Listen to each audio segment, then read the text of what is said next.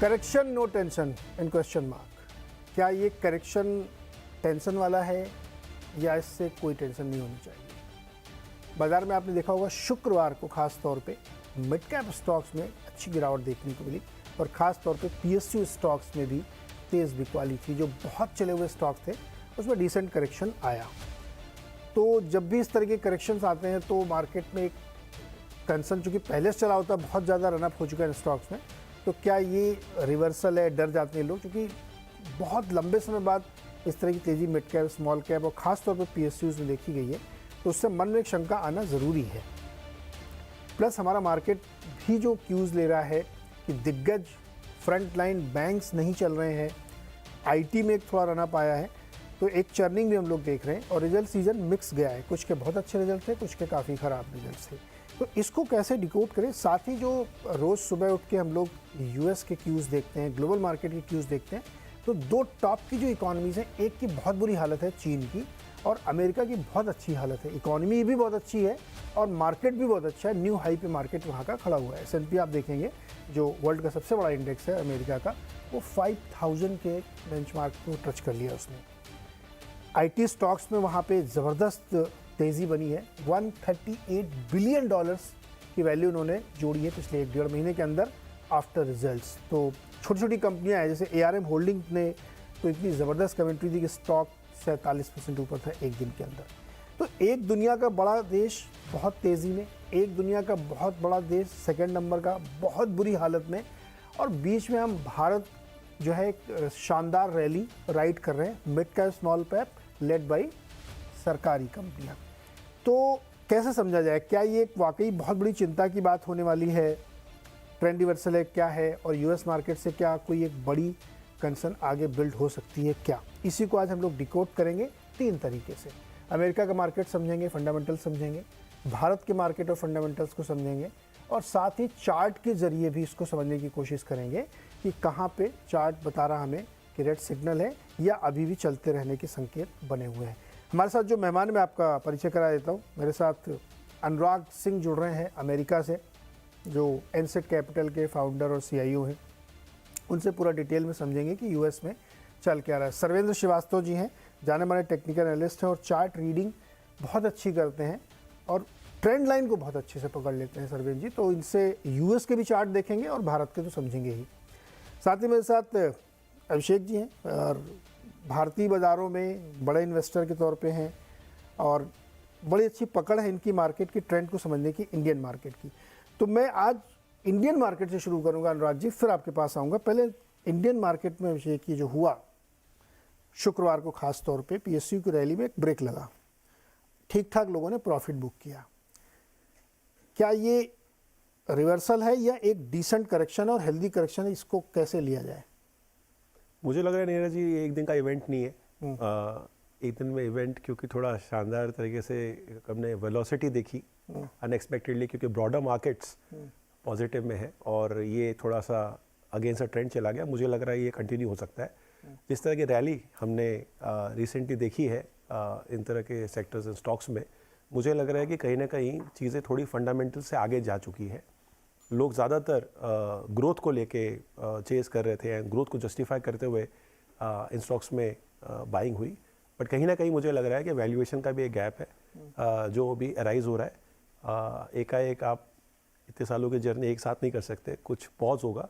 सो मुझे कहीं ना कहीं लग रहा है कंसोलिडेशन, एंड उस कंसोलिडेशन में कुछ समय के लिए हो सकता है कि जहाँ पे एक बड़ी रैली हमने देखी है पास्ट में, वहाँ पे कुछ हमें करेक्शन देखने को मिल सकता है। तो ये मेरी राय बनती है यहाँ पे। तो प्राइस करेक्शन भी देखेंगे और टाइम करेक्शन भी देखेंगे, या एक प्राइस करेक्शन के बाद फिर लंबा टाइम करेक्शन होगा? सो ब्रॉडर बेस में खराबी मार्केट में क्योंकि नहीं है एज सच कि हम ये कहें कि पूरा मार्केट ही टॉप अप हो चुका है, मुझे लग रहा है शॉर्ट टर्म के अंदर में एक बार के लिए तो थोड़ी सी प्राइस करेक्शन आनी है, एंड वो फिर आके एक बार के लिए कंसोलिडेट होंगे जब तक कि नई गवर्नमेंट नहीं आ जाती और उस गवर्नमेंट के आगे जो बजट का नेक्स्ट प्लान होगा वहाँ पे फिर हम आगे नया ट्रेंड उसमें दे सकते। तब तक एक्चुअली मार्केट के लिए कोई भी नया एक्शन ही नहीं है जिसको लेके ये रैली कंटिन्यू हो, इसलिए कंसोलिडेशन मुझे लग रहा है जैसे कि हर मार्केट में होता ही है।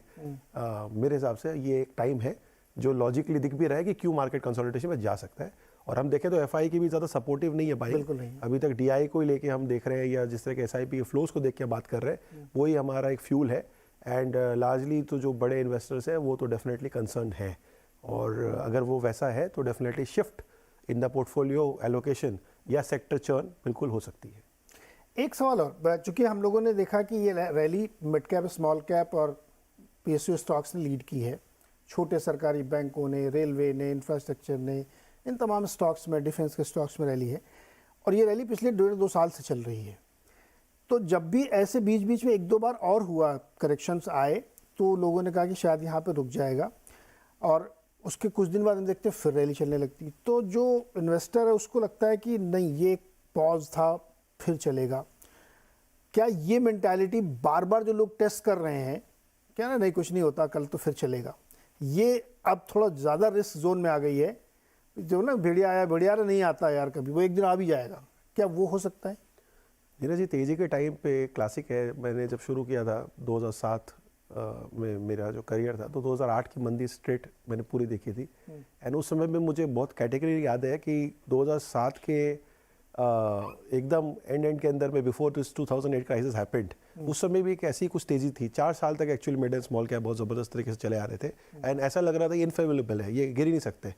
इस तरह की ब्लाइंड जो है तेज़ी देखने को मिल रही थी। And then we know what has happened. मुझे लग रहा है कि बास्केट के अंदर में कुछ क्वालिटी है जो जस्टिफाई कर सकते हैं फ्रेश बाइंग, और यहाँ से भी, मगर बहुत ऐसे भी स्टॉक्स हैं जो लग नहीं रहे कि वो जस्टिफाइबल है।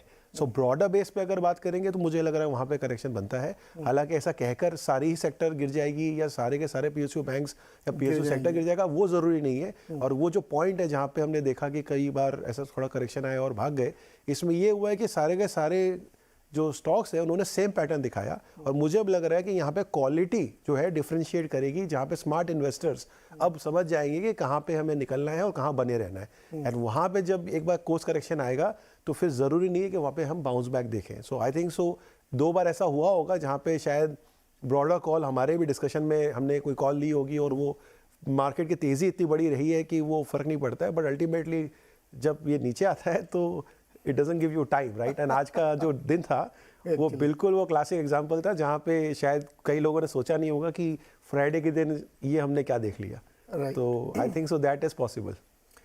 डराने की आपको कोशिश नहीं हो रही है, लेकिन अलर्ट करने की ज़रूर कोशिश हमारी हमेशा रहती है कि आंख बंद करके आप नहीं कर सकते कि एकदम ब्लाइंड खेलते चले जाएं, वो नहीं हो सकता। आपको कहीं ना कहीं अलर्ट रहना पड़ेगा, क्योंकि एक झटके में जब वो लिफ्ट से नीचे उतरता है स्टॉक ना, तो फिर आपके लिए मौका नहीं होता, फिर आप फंस जाते हैं। तो उससे बचना चाहिए, और ये बीच बीच में जो छोटे छोटे वार्निंग सिग्नल्स हैं, इनको ध्यान से रीड करने की ज़रूरत है। अभी हम आगे और इसको डिस्कस करेंगे कि मैं ऐसी बात क्यों कह रहा हूँ कि वार्निंग सिग्नल्स हैं, क्योंकि मार्केट बहुत सारी चीज़ें प्राइस इन करता है। क्या क्या प्राइस इन कर लिया होगा उसने, ये हम लोग अभी थोड़ी देर में डिस्कस करेंगे। लेकिन पहले चलते हैं अनुराग के पास।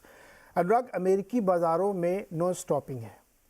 फेड ने रेट नहीं काटा मार्च में, कोई फ़र्क नहीं पड़ता। क्रूड बढ़ के 81 आ गया, कोई फ़र्क नहीं पड़ता। जॉब डेटा बहुत अच्छा आ रहा है, कोई फ़र्क नहीं पड़ता है। तो क्यों इतनी तेज़ी है अमेरिकी मार्केट में? तो नीरज जी, देखिए, इसको समझते हैं 3 डायमेंशंस में। पहला ये है कि इंडियन मार्केट्स हो, यूएस मार्केट्स हो, मार्केट्स को ड्राइव करती हैं अर्निंग्स, और एज लॉन्ग एज अर्निंग्स अगर टिकी हुई हैं तो माहौल के हिसाब से मल्टीपल्स चेंज हो सकते हैं, लेकिन मार्केट्स देर सवेर रिकवर कर जाता है। एस&पी की अर्निंग्स करीब अगर हम देखें तो ये हुआ क्या, यूएस मार्केट में सडन रिकवरी हमें क्यों दिख रही है? अगर हम 2021 में जाएं तो करीब 18% की सेल्स ग्रोथ हुई थी, टॉप लाइन की बात कर रहा हूं। 22 में भी 10% की सेल्स ग्रोथ हुई, लेकिन यूक्रेन वॉर हो गया, फेड ने कहा कि रेट हाइक्स होगी, सब कुछ होगा, मार्केट्स में करेक्शन आ गया, लेकिन सेल्स ग्रोथ टॉप लाइन की 10% फिर भी हुई। 2023 में भी 3% की टॉप लाइन ग्रोथ हुई, लेकिन माहौल ये था क्योंकि फेड की रेट हाइक्स फ्रॉम 0 to 5.5% आ गई थी। द पॉइंट वाज के सूनर लेटर रिसेशन आ जाएगा और कंपनीज की अर्निंग्स फिर ड्रॉप हो जाएंगी, लेकिन वो ड्रॉप नहीं हुई। एंड देन फेड ने उससे पहले मोर और लेस पिवट कर दिया कि अब हम रिवर्सल की तरफ बढ़ेंगे, अब हम inflation broadly looks like it is on the right track. तो जाहिर है अगर आपकी टॉप लाइन बढ़ रही है और अर्निंग्स 220 230 पर एसएनपी की बनी हुई है, तो करेक्शन जो इन एंटिसिपेशन ऑफ रिसेशन था, वो करेक्शन पैन आउट नहीं हुआ, तो मार्केट ने क्विकली एक रिकवरी ले ली। सो ये एक ब्रॉड स्टोरी है, एंड आई थिंक इसको कोई भी डिनाई नहीं कर सकता है कि अगर अर्निंग्स गिरी ही नहीं है और अब तो रेट कट्स हैं आगे पीछे, और अगर समझिए कोई अगर कोई क्राइसिस भी आया तो फिर रेट कट्स और ज्यादा भी हो सकते हैं। तो जिसको बोलते हैं खतरे के बादल जो है वो छट गए, ये पहला ये पॉइंट है। दूसरे कुछ टेक्निकल पॉइंट्स हैं which are about 10 year yield, वो भी उस वजह से फेड ने जब से पिवट किया वो नीचे आ गया। लेबर मार्केट भी सॉफ्टन हो गया, जिससे ये खतरा भी चला गया कि इन्फ्लेशन बहुत तेजी से बढ़ सकता है। अनएम्प्लॉयमेंट अबाउट 4% पे आ चुका है यूएस का, इन्फ्लेशन तकरीबन काबू में है, वो हम बात कर ही चुके हैं। नाउ हैविंग सेड दिस, अभी भी मार्केट उतना कंफर्टेबल नहीं है। आप इंडेक्स लेवल पे देख रहे हैं तकरीबन 5000 एसएनपी पे, बट इसका 30% जो है, 30% of S&P is just coming from 7 companies. अब वो उतना अनजस्टिफाइड भी नहीं है बिकॉज अर्निंग्स भी 30% उन्हीं 7 कंपनी से आ रही है, लेकिन उन कंपनीज को मल्टीपल ज्यादा के मिले हुए हैं। अगर आप एसएनपी लेवल पे देखें तो करीब 17 का मल्टीपल बनता है, अबाउट 493 कंपनीज का। बट अगर 7 कंपनीज को देखें मल्टीपल्स, तो उनका मल्टीपल 30 to 40 के बीच में है, जहां पर ग्रोथ है, जिसको मैग्निफिसेंट 7 कहते हैं हम। अब उसको सुपर 6 भी लोग कह रहे हैं, कुछ लोग फैंटास्टिक 4 भी कह रहे हैं, क्योंकि कुछ कंपनीज उसमें धीरे धीरे पस्त हो रही हैं। बट कहानी ये है कि अभी भी सेफ्टी की तरफ ट्रेड लगाया हुआ है, और यूएस मार्केट में ये एक तरह से सेफ्टी ट्रेड माना जाता है कि आप इन कंपनीज में पार्क कर लीजिए जिन पे डेट है नहीं, और अर्निंग्स सस्टेनेबल हैं, और प्रॉफिट काफी है, और ग्रोथ भी आ रही है। और हमने रिजल्ट्स में देखा भी, कुछ कंपनीज ने ग्रोथ भी दी है। तो कुल मिला के नीरज ये एक ब्रॉड सेटअप है। नाउ क्या डाउन टर्न आ सकता है? ऑफ कोर्स, आई मीन इस पर हम चर्चा कर सकते हैं। रुकिए अभी एक आप, साल तो बंद नहीं तय है, हम बट इसको थोड़ा सा अनुराग चार्ट के जरिए भी एक बार इसको लेते हैं, फिर हम इसको और समझेंगे। अभी आपने ग्राफिक देखे होंगे, स्क्रीन पे चल रहे हैं कि एसएनपी ने किस तरीके की रैली दिखाई। मार्च 13 को जो उसने लो बनाया था, वहाँ से 30% की रैली है। अभी एक साल भी नहीं हुआ है पूरी तरीके से, और इसी 2024 में भी जहाँ सिर्फ 1.5 महीने भी होने आ रहे हैं, कितने 7-8 बार वो हाई बना चुका है लगातार। और इस बार बड़ा इंटरेस्टिंग था कि वो 5-5, 10-10, 20-20 पॉइंट चलता था, बहुत बड़ी रैली कभी नहीं होती थी, लेकिन वो धीरे धीरे ऊपर जाता, तो धीरे धीरे वो 22 के मल्टीपल पहुंच गया। तो मैग्निफिसेंट 7, सुपर 6, फैंटास्टिक 4, या एक छोटा पैकेट बड़ा धमाल एआरएम होल्डिंग जैसे, कि जो जिसकी कमेंट्री इतनी सुपर बुलिश है कि एनवीडिया भी शर्मा जाए, यार चिप के बारे में मुझसे अच्छा ज़्यादा यही जानता होगा लग रहा है। लेकिन चार्ट क्या कहते हैं, क्योंकि बहुत सारे दुनिया भर के ट्रेडर्स चार्ट पे नज़र रखते हैं। तो जैसा भी स्क्रीन पे आपने देखा कि जेपी मॉर्गन के 2 धुरंधरों के बीच में मतभेद हो गया है। अभी अनुराग से समझेंगे कि ये क्यों हुआ। एक कह रहे हैं कि बहुत, मुझे तो लग रहा है बहुत बड़ी रैली हो चुकी है, अब एक करेक्शन आना चाहिए, 20% तक करेक्शन हो सकता है, लेकिन ऐसा कोई बबल नहीं है .com जैसा। दूसरा डीलर कहता है नहीं अभी इस तो और भी तेज़ी आएगी, बट स्मॉल कैप में बड़ी रैली बन सकती है। लेकिन चार्ट क्या कहते हैं, 2 चार्ट हम समझना चाहते हैं सबसे पहले। सरवेन जी 2 चार्ट समझाइए, एक तो अपना निफ्टी का और दूसरा S&P 500 का। जी देखिए, दोनों सेटअप्स में अगर आप देखें तो यहाँ पे सबसे पहले अगर आप हमारा निफ्टी का चार्ट देखते हैं तो ये अब बहुत बड़े टच पॉइंट्स पे पहुंच रहा है। जब एक ऐतिहासिक ट्रेंड लाइन या टच पॉइंट्स पहुंचते हैं तो उनमें सब ये पहुंच रहा है। अब हम इमोशनल पॉइंट्स क्या मानेंगे बड़े, एक 2008 का हाई, एक 2008 का लो, और एक कोविड का लो। ये 2 पैनिक लोज हैं, 2008 और 2020 के जो पैनिक लोज हैं उनसे जब ट्रेंड लाइन ड्रॉ करते हैं, और जब 2008 को 2022 से ज्वाइन करते हैं तो एक ब्रॉड, एक ऑलमोस्ट एक पैरेलल सी रेंज मिलती है। और अब उस रेंज को हम ये मान लेते हैं कि भाई ये जो है अब ये रिस्क रिवॉर्ड है। लाल लाइन जो डिनोट कर रही है वो ग्रीड यूफोरिया को डिनोट कर रही है, क्योंकि उसमें यूफोरिक टॉप्स जो बने हैं 22 के 8 के वो सब उसके आसपास हैं। और जो 2 सबसे बड़े पैनिक लोज बने जो 2008 और 2020, वो नीचे ब्लू लाइन उसको दर्शा रही है।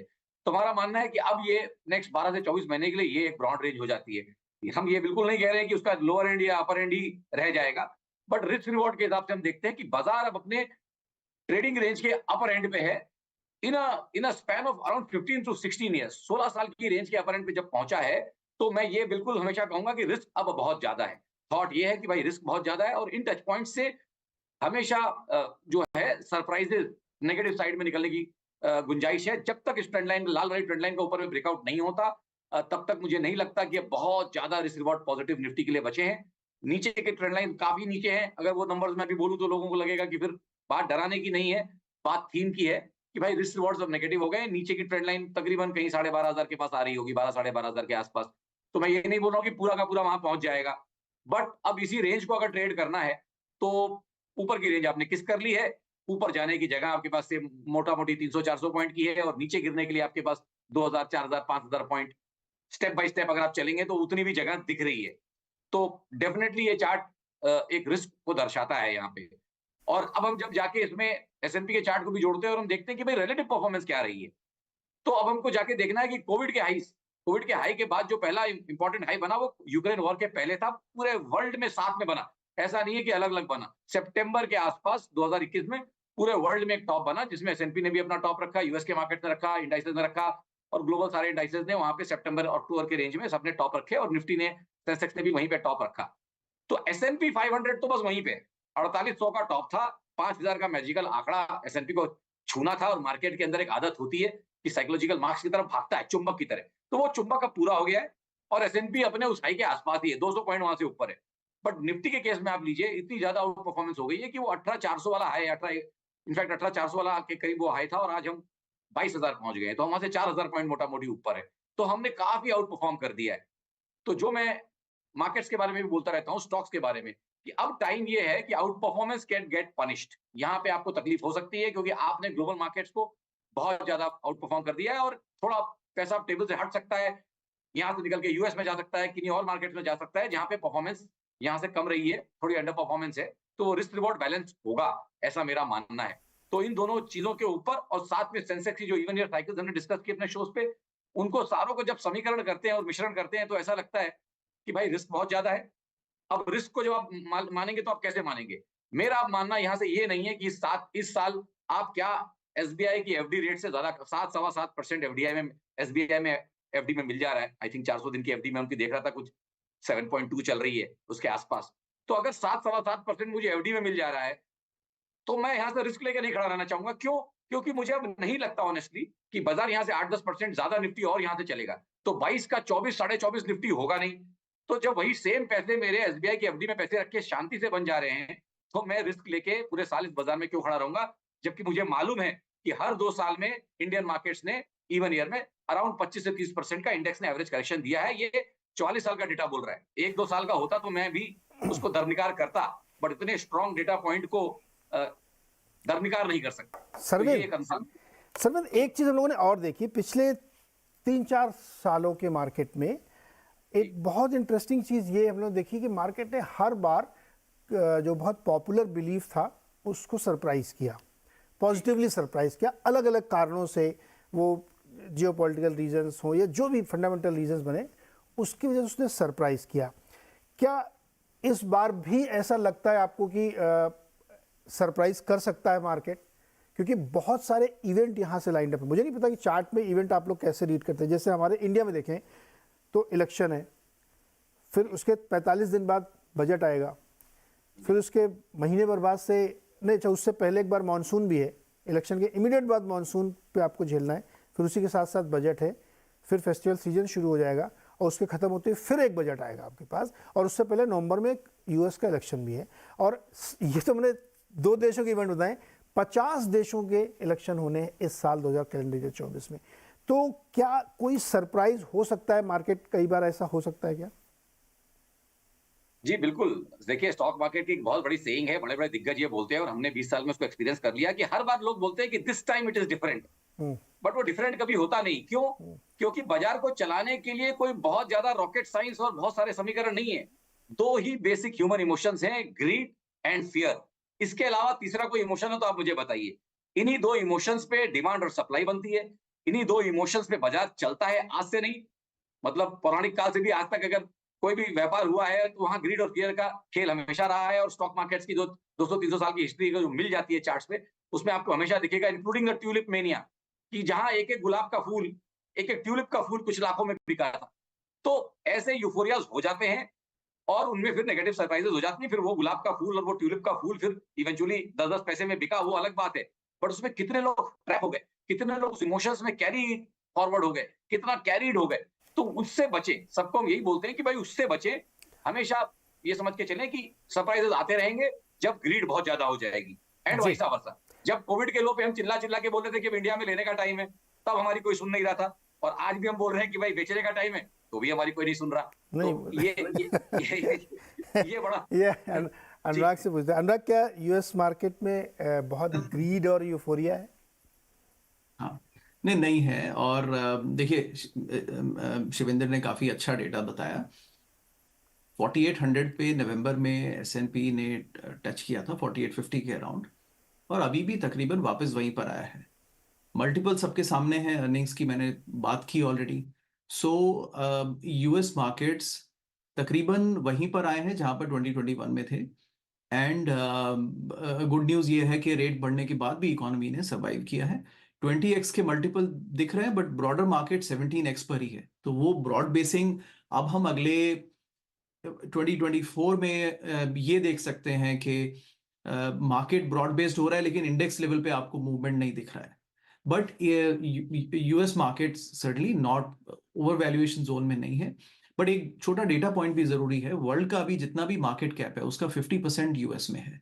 सो दिस ब्रॉडली हिस्टोरिकली किसी कंट्री ने ऐसा अचीव नहीं किया है। जापान ने किया था 80s में, बट वो अर्निंग्स से जस्टिफाइड नहीं था बहुत ज्यादा। बट यहाँ पर अर्निंग्स हैं फिलहाल।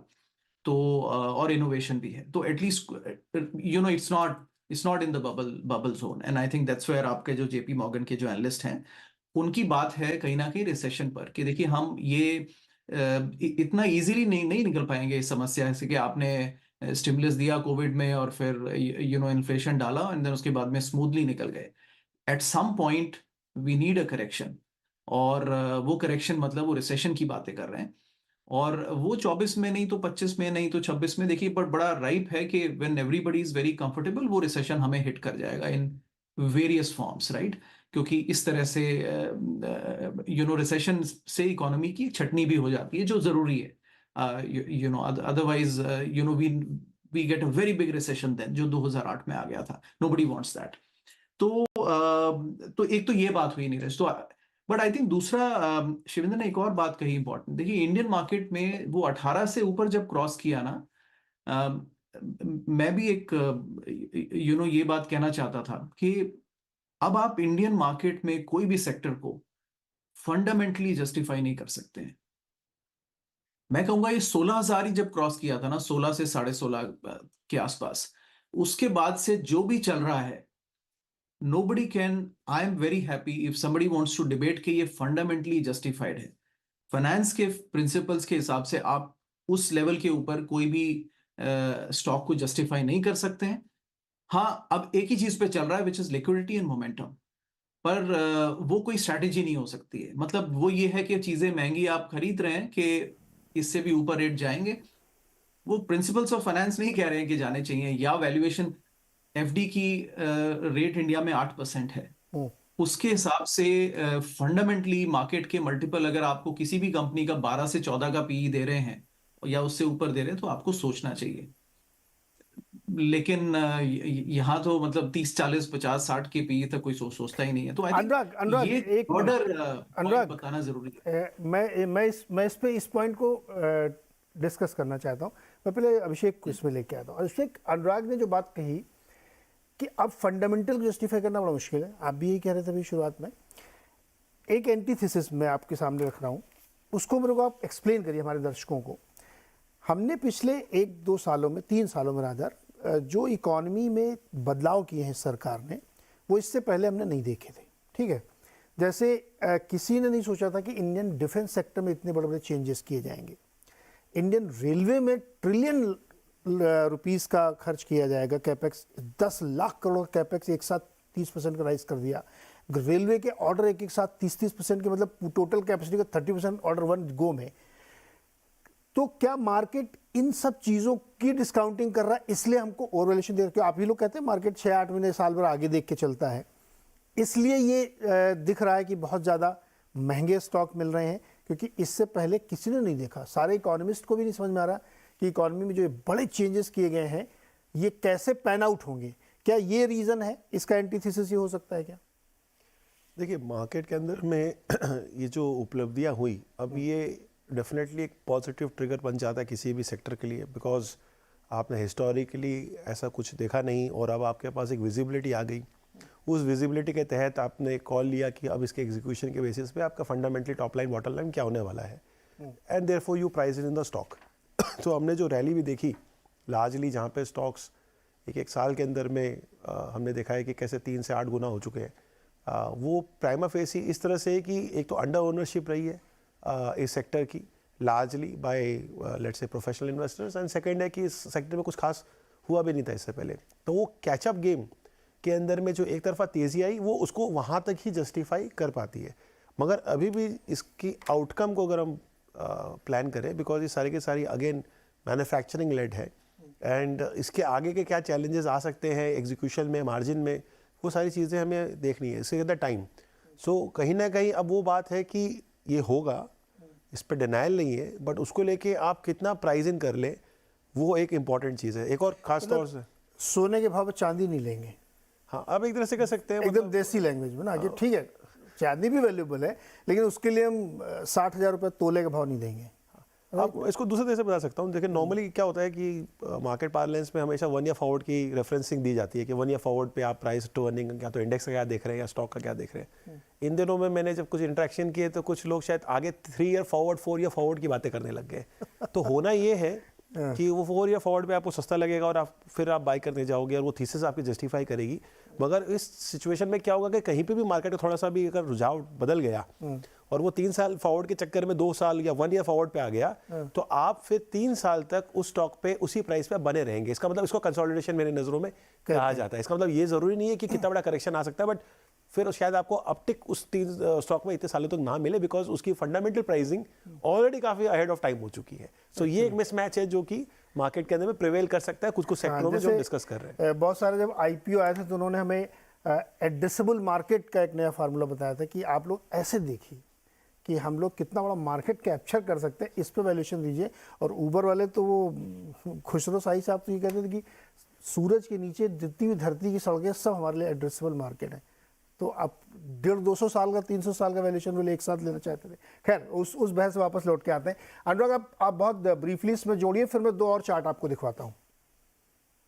तो Neeraj, at a high level मेरा थीसिस ये है कि there is a surplus economy and there is a scarce economy. देखिए, ये जो वेस्टर्न डेवलप्ड नेशंस हैं ये सरप्लस इकोनॉमीज हैं। सरप्लस इकोनॉमी में क्या होता है कि हर चीज ही सरप्लस है, सो किसी चीज को कॉन्स्ट्रेंट करके नहीं रखा गया है, तो एक मार्केट में डिमांड सप्लाई का एक बैलेंस आ जाता है। एंड उसके बाद में पूरी सेक्टर में सेक्टोरली एवरीवेयर एक बैलेंस बन जाता है। So the growth also matures and then it is more gradual like 2-3% because there is nothing to be discovered. और इनोवेशन पे ही सुपर नॉर्मल वैल्यूएशंस मिलते हैं। Economy like India we have always been scarce, so supply कम है and demand ज्यादा है, और वहां पर भी एक इक्विलिब्रियम होता है। लेकिन वो इक्विलिब्रियम जब भी डिस्टर्ब होता है तो प्राइसेस में स्पाइक बहुत ज्यादा होता है, and we have seen it and we can so in a economy which was very driven by fixed deposits, real estate, वहां पर अगर आपने थोड़ा भी फ्लेवर चेंज कर दिया टुवर्ड्स मार्केट, एंड मार्केट्स में उतनी, जिसको 2 चीजें होती हैं, एक होता है ब्रेड्थ, एक होती है डेप्थ। ब्रेड्थ होता है आपका कितनी कंपनीज हैं अवेलेबल इन्वेस्टेबल पूल में, तो निफ्टी 100 हो गया, 200 हो गया, 500 हो गया, आप देखिए कि कहाँ तक आप जा सकते हैं। एंड सेकंड हो गया डेप्थ, कि मार्केट में फ्लोट कितना है उनका और कितना शेयर्स, कितना कैपिटल एब्जॉर्ब कर सकते हैं। दोनों ही कम है, एंड उस पर से अगर आपने थोड़ा भी डिपॉजिट्स को डाइवर्ट कर दिया मार्केट्स में, तो एक पीरियड आता है जब आपको सप्लाई कम है और डिमांड ज्यादा है, and it will result in over valuation of prices. तो इसमें समय लगेगा, और यही thesis I think at some point I write about it. But आपके होटल्स में कैपेसिटी नहीं होना, रोड्स पे ट्रैफिक होना, सिटीज में रियल एस्टेट और अच्छे मकान प्राइस पे नहीं मिलना, वो सब उसी kind of lack of planning and supply constant economy का नतीजा है, नीरज जी। परफेक्ट। अच्छा सरवेन जी, बैंक निफ्टी का चार्ट हमें आप समझाइए, क्योंकि हमारे जो फ्रंट लाइन बैंक्स हैं, जिन्होंने बहुत सारा वेटेज है जिनका बैंक निफ्टी में, वो अंडर परफॉर्म कर रहे हैं। तो बैंक निफ्टी क्या बता रहा है, और इसके साथ ही क्रूड ऑयल का भी चार्ट हमें समझाइए। जी, नहीं, बैंक निफ्टी देख के ही तो सबसे ज्यादा चिंता है कि जिस तरीके से अंडर परफॉर्मेंस चल रही है, और इसका चार्ट तो इतना ब्यूटीफुल और कॉपी बुक है कि मतलब आप जो ऊपर वाली ट्रेंड लाइन जो निफ्टी के केस में देख रहे थे उसमें 2-4 टच पॉइंट थे, बट इसमें तो तकरीबन 11 से 12 टच पॉइंट हैं, और इतना मैजिकली ये वर्क कर रही है। इतना सिंपल चार्ट है, मैंने इसको ट्वीट भी किया था। इतना मैजिकल सिंपल चार्ट है कि अगर आपने अपर ट्रेंड लाइन पे जब भी बेचा तो 1500 पॉइंट आपके मिनिमम बने ही है। तो अब मैं ये नहीं बोल रहा हूँ कि सब लोग जाके इसको शॉर्ट करने लगे, बट थॉट ये है कि भाई अगर इसी ट्रेंड लाइन ने इसको इतना रोक के रखा है, और दूसरी सबसे बड़ी बात कि लास्ट 2.5-3 साल से निफ्टी को अंडर परफॉर्म कर रहा है, तो निफ्टी के vis-a-vis इसका परफॉर्मेंस बहुत वीक है, और उन एवरेजेस को हम जब हमने प्रोप्राइटरी जो इंडिकेटर्स बनाए हैं वो तकरीबन 18 से 20 महीने के लो पे चल रहे हैं, और ऑलमोस्ट अपना पिछला लो जो है 2022 वाला ब्रेक करना चाह रहे हैं। तो बैंक निफ्टी की जो रिलेटिव अंडर परफॉर्मेंस है, ये बहुत चिंता का विषय है। नो डाउट उसमें एचडीएफसी बैंक का भी बहुत बड़ा पार्ट है, बट ये बहुत चिंता का विषय है। और ऐसे समीकरण पास्ट में निफ्टी सेंसेक्स के डेटा में, निफ्टी बैंक निफ्टी के डेटा में 3 से 4 बार बने हैं, और हर बार वो फिर एक मेजर करेक्शन का कारण बना है। तो साथ के साथ एक, जैसे मैंने बोला, इवन ईयर, और साथ में अब ये साइकिल, तो 25 से 30% उसके बाद निफ्टी एवरेज गिरता है जब इस तरह के समीकरण निफ्टी बैंक निफ्टी के बनते हैं, और बैंक निफ्टी उससे ज्यादा गिरता है।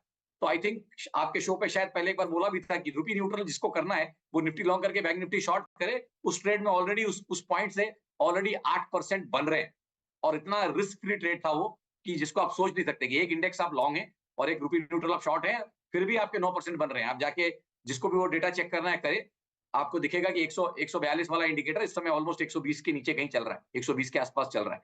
तो बहुत चिंता का विषय है ये चार्ट, इसलिए मैंने इसको सबसे पहले डाला था कि ये ही कारक बनेगा एक करेक्शन के पूरे इंडियन मार्केट में।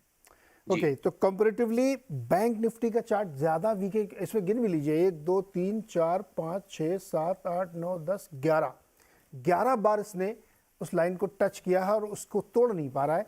और 5 के बाद 1 2 3 4 5 छठवें पॉइंट के बाद उसने एक बढ़िया डिसेंट करेक्शन लिया, फिर ऊपर गया, फिर 5 बार। अभी तो मतलब बिल्कुल अगर प्रायिकता लगाएं घड़ी पे तो वहीं पे खड़ा है। अच्छा, क्रूड का दिखाइए, फिर मैं कमेंट लूंगा इन पे। क्रूड का चार्ट दिखाइए, क्रूड का कैसा बता रहा चार्ट। नहीं, डॉलर रुपये नहीं, पहले हमें ऑयल का चार्ट देखना है। यस, ब्रेंट क्रूड का। यस, आप बताइए इसको। जी, तो अब जो आप पूछ रहे थे कि भाई क्या समीकरण बन सकते हैं, तो टेक्निकली जो मुझे लगता है कि दो, अभी आपने सिल्वर भी बोला, जब हमने बोला कि सब कुछ बाद में एक जगह पहुंचता है, बड़े टच पॉइंट्स होते हैं 2008 के जैसे लेवल्स होते हैं, या जो बड़े बाजार के जो बड़े टच पॉइंट्स आज तक रहे 2008 2020, ये सारे जो बड़े टच पॉइंट हैं 2000 से जहां से दुनिया में रैली स्टार्ट हुई, इन टच पॉइंट्स पे सब कुछ आके कन्वर्ज करता है। तो दो बड़े एसेट क्लास या दो बड़ी चीजें, दो बड़ी कमोडिटीज 2008 के हाईस के आसपास नहीं पहुंच पाई हैं, एक है क्रूड और एक है सिल्वर। तो मुझे अब ये रिस्क लग रहा है, जिस तरह का सिल्वर, जिस तरह का क्रूड का ये सेटअप बन रहा है कि 2020-21 से आप कुछ भी कर लीजिए, कितना भी खराब न्यूज आया है, ब्रेंट और WTI आप 70 के नीचे ले जाके टिका नहीं पाए। 68-70 ब्रेंट के लिए तो आप देखेंगे कि वो 67-68 68-7-68 और 70 के आसपास घूमता है और तुरंत पलटता है। तो यहाँ पे भी जैसे हमने बैंक निफ्टी का चार्ट दिखाया था, आप देखिए कम से कम 6-7 बार 8 बार यहाँ से पलटा है। करंट मूव भी एग्जैक्टली वहीं से पलटा है। तो हमारा थॉट ये है कि जिस तरह का इसमें मोमेंटम और पैटर्न ट्रैक्शन बन रहा है, मे बी इस पैटर्न को, इस बुलिश ट्रायंगल को बनने के लिए 1 से 3 महीने और लगेंगे, बट जब इसका फाइनल ब्रेकआउट होगा तो ब्रेंट और WTI अपने 2008 के हाईस को टेस्ट करने जाएंगे, जो तकरीबन 150 के आसपास थे। मान के चलिए यूक्रेन वॉर में भी हम वहां गए नहीं, हम 139-140 तक गए, हमने उन लेवल्स को टच नहीं किया। तो वॉर को मैं इग्नोर कर रहा हूं, because it was a event which was like a black swan type of an event. Normal parlance में भी इसको 150 जाना है, तो कितने लोग उस रिस्क को देख रहे हैं? चलिए 150 को तो छोड़िए, फिलहाल तो मुझे खाली 95 तक लग रहा है। 95 के रिस्क को भी क्रूड में कौन लोग फैक्टर इन करके चल रहे हैं? तो ये सारे सवाल हैं जिनके जवाब देना क्रूड में जरूरी है कि भाई 95, और जिस दिन 100 निकाला 2008 में, जैसे ही क्रूड ने 100 का टिक पार किया था, उसके बाद 140-149 तक ऑलमोस्ट वर्टिकल रन अप था 3 महीने में। तो मैं तो डर रहा हूं कि जिस दिन क्रूड 100 निकालेगा उस दिन क्या होगा। बट फिलहाल 95-100 तक जा रहा है ब्रेंट, और 90-95 तक जा रहा है WTI, ऐसा मुझे लगता है, और यही एक कारक बनेगा पूरे वर्ल्ड मार्केट्स को नीचे लाने के लिए। ओके, इसमें भी देखिए 1 2 3 4 5 6 7 टिक इसमें नीचे बन चुके हैं। एग्जैक्टली वहीं पे ये बॉटम ले लेता है और अगर इस नीचे वाली लाइन को आप देखें तो बहुत कितने 10 डिग्री पे ऊपर की तरफ चल रही है, यानी जी। धीरे धीरे बॉटम 10 डिग्री पे ऊपर की तरफ आपका बन रहा है। तो क्रूड में ऊपर की तरफ बॉटम बनना अच्छी बात नहीं होती है और वहीं से वो बाउंस करके ऊपर जा सकता है। तो कोरिलेशन अब आप समझिए, आपको 3-4 चार्ट दिखवाए, निफ्टी का दिखाया, बैंक निफ्टी का, S&P का, और अब ये देखिए जो ये विलन चार्ट है क्रूड का। अनुराग जी, ये बैंक निफ्टी हमारा ज़्यादा वीक लग रहा है कंपैरेटिवली, और उसमें से फ्रंट लाइन बैंक परफॉर्म नहीं कर रहे हैं। आप इंडियन मार्केट में खास तौर पे बैंक पे ही ज़्यादा ध्यान रखते हैं, क्या व्यू बन रहा है आपका?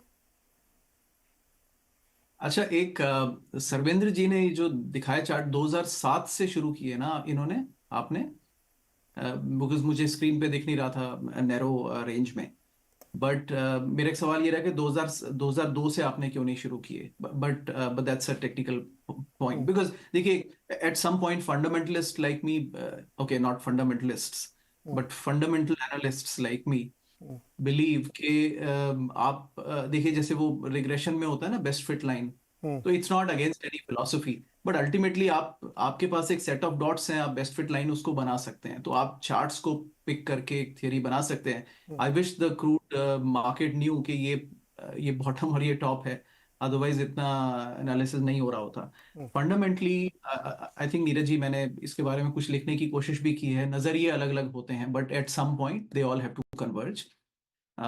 एक साइज ऑफ इकोनॉमी होता है, एक साइज ऑफ बैंकिंग इंडस्ट्री होता है, और अल्टीमेटली बैंकिंग इंडस्ट्री को साइज ऑफ द इकोनॉमी के साथ में ही कोरिलेशन में चलना होता है, ऊपर नीचे फेरबदल हो सकते हैं। Fundamentally, I would believe that Indian markets में banks have always got a very rich valuation, but because the economy जिस रफ्तार से ग्रो कर रही थी, उसका इंडिया में डायरेक्ट स्टॉक्स के फंडामेंटल प्लेस नहीं थे इकोनॉमी में इन्वेस्टिंग के लिए, स्पेशली आप अगर देखें रियल एस्टेट और तमाम तरह की चीजें, तो banks were a proxy for the larger economy. तो इसलिए 20-25 साल से, और एक कोई भी कंट्री जब ग्रो करता है तो सबसे ऑर्गेनाइज्ड मार्केट बैंक्स ही दिखते हैं, और वो एक प्रॉक्सी बन जाते हैं for the growth of the economy, and that's where FIIs also have build up very rich positions of the last 20-25 years. अब एक पॉइंट पर आ गए हैं जब मेच्योरिटी हिट कर गई है, देन आई थिंक इकोनॉमी के ग्रोथ रेट हम कह सकते हैं, कोई 6 आर्ग्यू करेगा, कोई 7 बोलेगा, बट बहरहाल दे आर नॉट 9 and 10 और 11 और 12, दे आर 6 and 7 और 5 और 6। तो इसके हिसाब से नीरज फंडामेंटल व्यू ये बनता है कि बैंक्स के वैल्यूएशंस एंड निम्स ग्रेजुअली कम होते हैं एज द इकोनॉमी मैच्योर्स। इस पे कभी और चर्चा कर लेंगे, लेकिन इंडियन बैंक्स के पास में बहुत सारा लीवे था निम्स निकालने का, जो विंडोज धीरे धीरे क्लोज हो रही हैं। So ultimately I think the banks के मल्टीपल्स यूएस में अबाउट 10 से 11 के बीच में चलते हैं, इंडिया में अभी भी 20 के मल्टीपल्स चलते हैं बैंक्स में, जो ग्रेजुअली कम होंगे। Growth will mimic the growth of the economy. अगर हम एचडीएफसी बैंक को बहुत पहले जाएं, 20 साल पहले, तो एक स्टैंडर्ड फॉर्मूला था कि एक्सेल में आप 25% ग्रोथ लगाते थे हर बार अर्निंग्स की, और वो 20 साल तक चली थी। 25 के बाद वो 20 हुई, और 20 के बाद अब वो 15 की बातें हो रही हैं। तो gradually this is a maturing of the economy, there is no harm about it, but I think the valuations have to drop. तो प्राइस टू बुक 3 से ऊपर कोई भी मार्केट में नहीं होता है, और इंडिया में भी नहीं, जस्टिफाइड नहीं होना चाहिए। तो ये एक फंडामेंटल व्यू हो गया I think on how the market should behave. So एक इसमें एक कॉमन सेंसिकल व्यू है, कई बार हम उसको इग्नोर करते हैं। देखिए इंडिया में FIIs hold about 50% of all the banks, तो एक मार्केट बैलेंसिंग फोर्स है वहां पर। तो यू कांट से कि अगर इन्वेस्टर्स, अगर SIP फ्लो आकर के बैंक्स को ज्यादा वैल्यू करने की कोशिश भी करता है, तो there is a balancing force on FIIs होल्डिंग, and they will always continue to sell के यार ठीक है, अच्छी एग्जिट मिल रही है, बेच देते हैं। अब दो नजरिए इसमें बनते हैं, कहाँ पे ये कौन सही होगा वो हमें फ्यूचर ही बताएगा। FII बेच रहे हैं, बेचने दीजिए उनको, 10 साल बाद पता लगेगा who was right, but there is a balancing force there, जो कि अनफॉर्चुनेटली अब हम अगले सेक्टर में बात करेंगे, बट PSUs में वो बैलेंसिंग फोर्स है नहीं, तो वो वन वे चले जाते हैं ऊपर। तो that's the limited view Neeraj that I wanted to kind of give a take on नहीं, मुझे एक छोटा सा ब्रेक लेना है, इसके बाद हम लौटेंगे ना, तो एक चार्ट और हम लोग डिस्कस करेंगे डॉलर रुपी का, साथ ही अभिषेक जी से और अनुराग से समझेंगे क्या हमारे frontline banks HDFC, axis, ICICI bank, आऊँगा आपके पास जाऊँगा, ये अभी भी महंगे हैं क्या? इनमें और भी करेक्शन हम देख सकते हैं क्या? छोटे से ब्रेक के बाद तुरंत वापस आते हैं। इससे आपका आवाज़ अड्डा में आज बहुत ही इंटरेस्टिंग एजुकेशनल चर्चा चल रही है। इस शो को आप सेव करके रख लीजिएगा, बार बार देखिएगा, क्योंकि इसमें बहुत सारी चीज़ें ऐसी हैं जो कालजयी हैं, अनंत काल तक आप उससे सीखेंगे। फटाफट एक पहले हम डॉलर रुपये के चार्ट देखते हैं, उसके बाद इस डिस्कशन को ओपन करें, क्योंकि सरवेन जी भी कुछ उसमें ऐड करना चाहते थे बैंक वाले मामले में।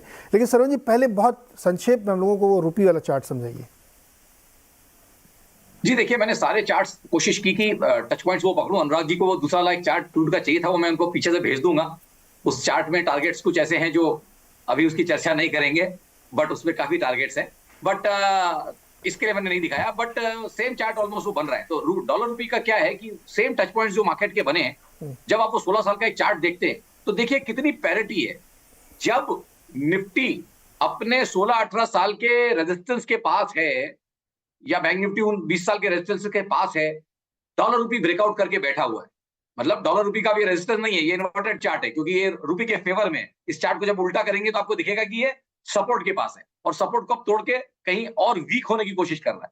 तो इसका ब्रेकआउट ऑलरेडी हो गया है। हमारे सेंट्रल बैंक ने काफी अच्छे से मैनेज किया है अभी तक, तो होपफुली अगर ऐसे ही मैनेज कर लेगा टाइट रेंज में तो ठीक है। बट ये हिस्टोरिकली सबसे टाइट रेंज है, लास्ट 16-18 महीने की सबसे टाइट रेंज है। इतिहास में 20 साल के डेटा में इतनी टाइट रेंज कभी नहीं बनी। तो इससे दो चीज तो बहुत क्लियर है कि इतनी टाइट रेंज करने के बाद जब शिकंजा हटेगा तो एक तरफ बड़ा मूवमेंट आएगा। अब वो हम एंटिसिपेट कर रहे हैं, हमको साइड्स लेनी है, तो मैं अभी यही साइड ले रहा हूं कि जिस तरह का ये ब्रेकआउट हो गया है, कि लाल लाइन से भी ब्रेकआउट हो गया और ब्लू लाइन से तो ऑलरेडी सपोर्ट लेके चल ही रहा है। तो मुझे लगता है, जो मैं आपके शो में पहले भी बोल चुका हूं, कि रुपी 87-89 तक जाएगा। और along with the crude chart ये भी एक कारक है डर का कि भाई इस साल में आप रिस्क ऑफ द टेबल ले जाइए, क्योंकि 6-7% आपके एसबीआई के एफडी में बन रहे हैं। अगर निफ्टी में 8-9%, 10% बन भी गए, सो बी इट, आपका रिस्क एडजस्टेड रिटर्न बहुत अच्छा बनेगा। तो करेंसी भी यही बता रही है कि भाई तकलीफें आगे हैं और 87-89 तक के आ सकते हैं।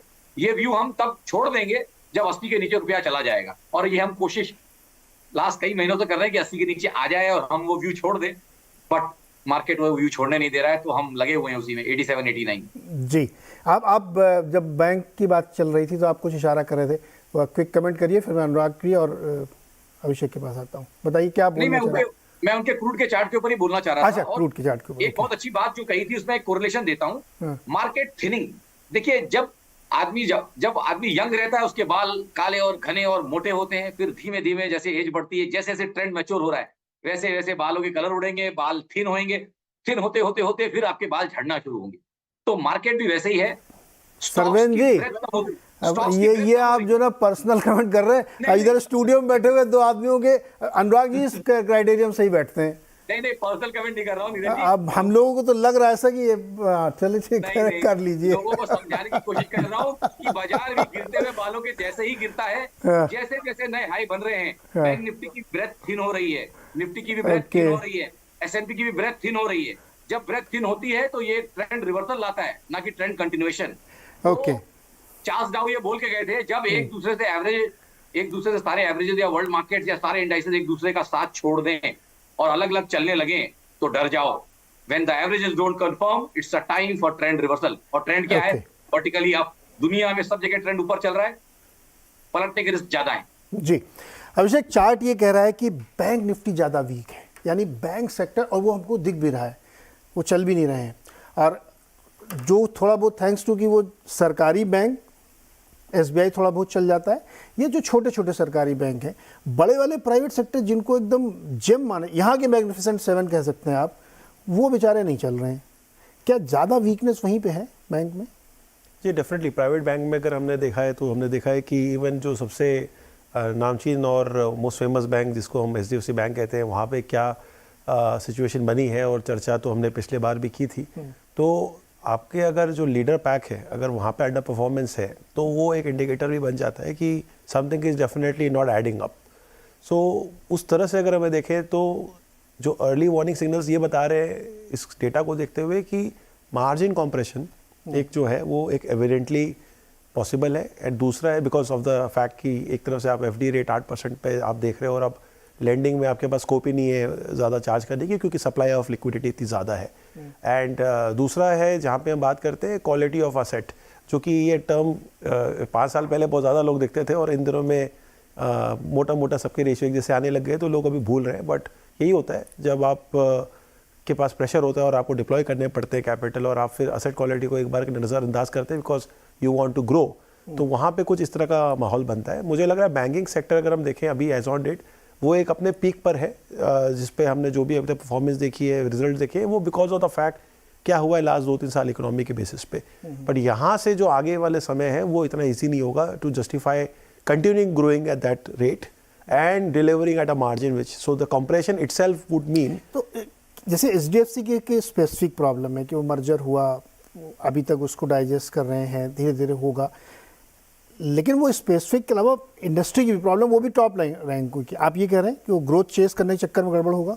मेरे हिसाब से ग्रोथ ऑलरेडी काफ़ी हद तक सबने अपने अपने लेवल पे डिलीवर कर दी है, जो कि फॉर द फैक्ट कि लेट्स से अगर अंडर पेनिट्रेटेड डिमांड थी फॉर द टाइम की जब कोविड नहीं था, और कोविड के बाद जब मार्केट ओपन हुआ तो हर तरफा चौतरफा तेज़ी हुई और हर सेक्टर में एक डिमांड आई, उस डिमांड को कैटर करने के लिए निकले। और ये नंबर्स जो हम देख रहे हैं हिस्टोरिकली इस तरह से कभी बैंक ने इस तरह से नंबर्स भी डिलीवर नहीं किए। बट जैसे कि पॉइंट है कि किस पॉइंट तक ये पॉसिबल है कंटिन्यू करना, और मेरे हिसाब से I am just trying to put my neck out and saying कि इस पॉइंट से आगे की विजिबिलिटी को बिल्ड करते हुए ग्रो करना इतना इजी नहीं होगा। और जहाँ पे थोड़ी सी भी अर्निंग की डिसअपॉइंटमेंट आती है, मार्केट की कोर्स करेक्शन बहुत ज़्यादा रैपिड तरीके से डेमोन्स्ट्रेट होती है। सो यहीं पे एक बहुत बड़ा वैलिडेशन हो रहा है कि आप अगर इस बार के रिजल्ट्स को भी देखें तो सेम सेक्टर के अंदर में एक स्टॉक के अंदर में आपने अपर सर्किट देखा है और एक में आपने डाउन सर्किट देखा है, और वो फ्लूक नहीं है। So pretty much you know if there is a disappointment, things are getting punished, and that's where you have to be very careful कि you are going after what kind of stocks or sectors, and that's in a broader way। Financial sector की अब बात करें जिसका weightage 35% से ऊपर है Nifty में, तो डेफिनेटली वो पैटर्न के भी हम जहां बात कर रहे हैं चार्ट की, वो इसलिए रेप्लिकेट कर रहा है क्योंकि लार्जली वो उसको मेरे इमेज के हिसाब से भी हम देखते जा रहे हैं। सो एक तरह से अगर हम सबको एडअप करें तो ट्रेंड भी कहीं ना कहीं इंडिकेट करेगा कि व्हाट इज अ पॉसिबिलिटी। सो मुझे लग रहा है कि हमारे जो चार्टर्स भी जो बात कह रहे हैं वो कहीं से मुझे मिसअलाइन नहीं लग रहा है, बल्कि यही होता है जब आप फंडामेंटल और टेक्निकल को जब एक तरह से देखते हैं होलिस्टिकली, तो आपको चीज़ें दिख रही होती है कि भाई ठीक है where it is ending up eventually, and वही दर्शक को भी बेनिफिट मिलता है उस तरह से समझने के हिसाब से कि ओवरऑल क्या हो रहा है। जैसे कि आप एक मेडिकल टेस्ट कराने गए अपनी बॉडी का और आपको कुछ पैरामीटर्स पता चलते हैं, तो वो पैरामीटर्स में ज़रूरी नहीं है कि सारी डिजीज़ आपको आज ही हो गई, बट शायद वो इंडिकेट भी करते हैं कि फ्यूचर में शायद आपका रिस्क क्या हो सकता है, और आपको उस रीडिंग के बेसिस पे कुछ लाइफस्टाइल करेक्शन कर लेने चाहिए। और वो हम यहाँ रिकमेंड कर रहे हैं कि आपको अपने पोर्टफोलियो लेवल पे जो एलोकेशन का जो कंसोलिडेशन है वो कर लेना चाहिए based on whatever visible factors we can see at this point of time। Rather कि उस दिन का आप इंतजार करें, तब शायद बहुत देर हो चुकी होगी। अनुराग, बैंक एचडीएफसी बैंक अभी तक उनका मर्जर डाइजेस्ट नहीं हो पाया है।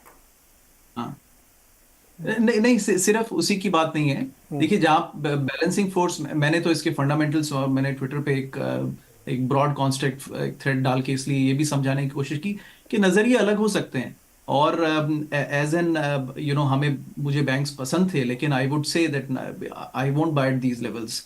और ये क्योंकि एफआईएस भी नजरिया ले रहे हैं वो, तो अब वो फ्यूचर में पता लगेगा अगर बहुत ज्यादा ग्रोथ आ गई तो who was right. But banks के इतने वैल्यूएशंस नहीं होने चाहिए, तो मेरे हिसाब से अक्रॉस द बोर्ड जस्टिफाइड है।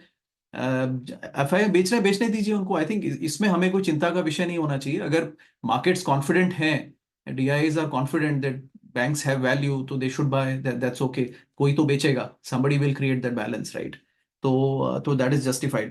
नीरज जी, एक दो बातें इसमें जो सर्वेंद्र ने चार्ट्स दिखाए उसमें कहना चाहता हूँ about the rupee. I think we kind of completely align.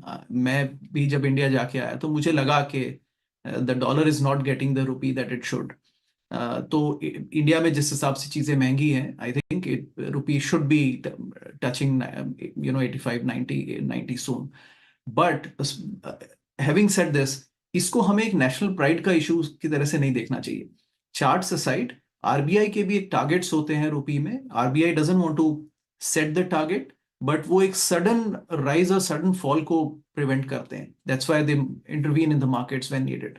I think because अगर वो रुपी को बहुत ज्यादा स्ट्रेंथन होने देंगे तो हमारे एक्सपोर्ट्स अनकम्पिटिटिव हो जाएंगे और फिर हमारे फॉरेन एक्सचेंज पे चैलेंज आएगा। तो ultimately it is not a issue of national pride, it is a issue of what is आप अगर यहाँ पर आके डॉलर में खर्च करते हैं तो वही उसी पैसे को अगर आप इंडिया में खर्च करें तो क्या आपको इक्वल क्वांटिटी ऑफ गुड्स और सर्विसेज मिलते हैं? मुझे ऐसा लगा नहीं मिलता है। और इंडियन मार्केट में जो जो महंगाई है वो उस हिसाब से है कि rupee should be worth more than 83 84 से तो आराम से ऊपर होना चाहिए। तो ये एक पॉइंट हो गया, but it is not a matter of you know. आप जापानीज येन को देख लीजिए, वो हमारे से भी नीचे वैल्यू है उसकी, but that doesn't stop Japanese economy to be the world's third largest economy. तो एक ये पॉइंट हो गया। Second, Neeraj ji, I think हम इस पे चर्चा नहीं कर पाए, बट पीएसयूज के बारे में एक छोटा कमेंट देना चाहता हूं। देखिए, हम फाइनेंस में जो अपनी लर्निंग होती है ना, उस पर बिल्ड ऑन करते हैं। हम उसको अंडू नहीं कर देते कि देखिए जो पिछले 20 साल में सीखा वो सब तो जाया हो गया और अब जो नया, ये तो नई लर्निंग आ गई। 2021 में आईपीओज में कुछ हमें यही समझाने की कोशिश की गई और वो अब सब जानते हैं कि वो सही नहीं था। देखिए, पीएसयूज इंडिया का फ्यूचर नहीं है।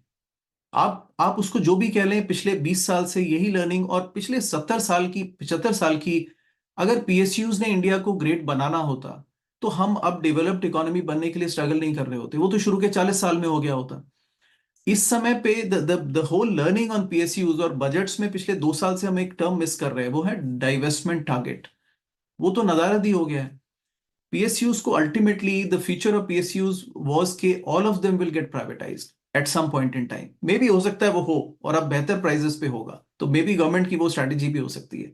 बट अल्टीमेटली अगर आप इस पर बेट कर रहे हैं कि PSUs will revive and this is not a strategy ultimately, right? The market will have to move towards, government का कोई बिजनेस नहीं है कि गवर्नमेंट बैंकिंग में रन करे, गवर्नमेंट इलेक्ट्रिसिटी जनरेट करे, गवर्नमेंट रेलवेज चलाए। मैं कहूंगा ये कहीं भी इवॉल्व मार्केट में नहीं होता है। तो अल्टीमेटली इसको एक टेम्परेरी सेटअप देखें, but don't think that this is a strategy to go and PSUs will hold the future of India. Neeraj ji, okay, ये एक इंटरेस्टिंग पॉइंट है और मेरे ख्याल में इस सरकार ने भी बहुत बार ये बात कहा है कि गवर्नमेंट का काम नहीं है बिजनेस करना, लेकिन जो बहुत बुराई होती थी, आलोचना होती थी या बहुत हाईली अंडर वैल्यूड थे, वो शायद अपने फेयर वैल्यूएशन को ले रहे हैं और उनके पास काम भी है तो वो हो रहा। और अब जैसे आप करें डाइवेस्टमेंट, अब तो और अच्छे भाव पे होगा। क्या ज़बरदस्त वैल्यूएशन हो गए अब, सही से जिसको कहते हैं कि डाइवेस्टमेंट ये होना चाहिए और हो गई। बहुत कम समय हमारे पास है। फाइनल कमेंट, ट्रेंड रिवर्सल या हेल्दी करेक्शन? मेरे हिसाब से मैं इसे हेल्दी करेक्शन कहूँगा। ट्रेंड रिवर्सल के लिए कुछ और डेटा पॉइंट्स जब हम देखेंगे आने वाले समय में, अगर वहाँ बदलाव होते हैं तब ये कॉल लिया जा सकता है। But as on date, considering कि मार्केट की पोजीशन जहाँ पे खड़ी है और उस बेसिस पे अगर हम कमेंट करें तो एक बार के लिए ये हेल्दी करेक्शन ही कहा जाएगा और ये ट्रेंड कंटिन्यू हो सकता है। और ये करेक्शन बीच बीच में आते भी रहने चाहिए।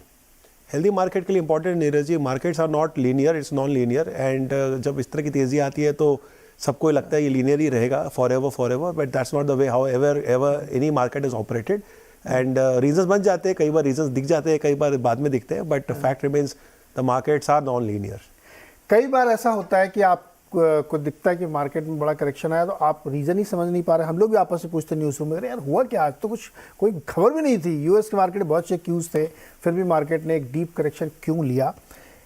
उस दिन आप इस शो को ज़रूर देखिएगा दोबारा से, क्योंकि हमारा काम है आपको एजुकेट करना, आपको अहेड ऑफ द टाइम्स रखना, कि आप बहुत सारी चीज़ों को बहुत पहले से भांप लें, समझ लें कि देखिए ये चीज़ यहाँ पैटर्न बनने वाली है, तो आप बेटर प्रिपेयर्ड रहें। जैसे ज्योतिष की बहुत छोटी सी बात बताता हूँ। किसी से मैंने पूछा कि ज्योतिष का सब कुछ अगर प्री डेस्टिन्ड है तो क्या फ़ायदा जानने का, तो उसने कहा बहुत अच्छा सवाल है आपका, कि अगर सब कुछ आपको पता है कि ऐसे ऐसे ही आपकी लाइफ चलेगी, उसमें आप बदलाव नहीं कर सकते, तो फिर ज्योतिष को देखने का क्या मतलब। उसने कहा एक मतलब इसका ये है, बहुत प्रैक्टिकल एग्जांपल समझाता हूँ, कि मान लीजिए ज्योतिष में लिखा हुआ है कि सम पॉइंट ऑफ टाइम आप बीमार पड़ेंगे और आपके बहुत पैसे खर्च होंगे, और अगर ये ज्योतिष से आपको पता चल जाए तो आप हेल्थ इंश्योरेंस ले लेंगे, तो आपके पैसे कम लगेंगे, आप प्रिपेयर्ड रहेंगे। इससे ज़्यादा कुछ नहीं हो सकता। तो वैसे ही मार्केट में भी हमको नहीं पता कब क्या होगा, लेकिन हम आपको उसके लिए प्रिपेयर करते हैं, ये हमारा काम है। और इसीलिए हमने आज ये शो खासतौर पे चार्ट की मदद से भी आपको समझाने की कोशिश की कि जब चार्ट और इवेंट्स एक साथ मर्ज होने लगे तो सिग्नल्स आपको पकड़ने चाहिए। डरने की बिल्कुल ज़रूरत नहीं है, लॉन्ग टर्म हमेशा बोल रहे थे हम लोग, लेकिन संभलना बहुत ज़रूरी है। बहुत शुक्रिया आप सारे मेहमानों का, अनुराग जी का, अभिषेक का और विशेष तौर पे सर्वेन जी का, जिन्होंने बड़ी मेहनत करके हमारे लिए 5 चार्ट बनाए। बहुत बहुत शुक्रिया हमारे साथ जुड़ने के लिए। Enjoy the weekend. धन्यवाद।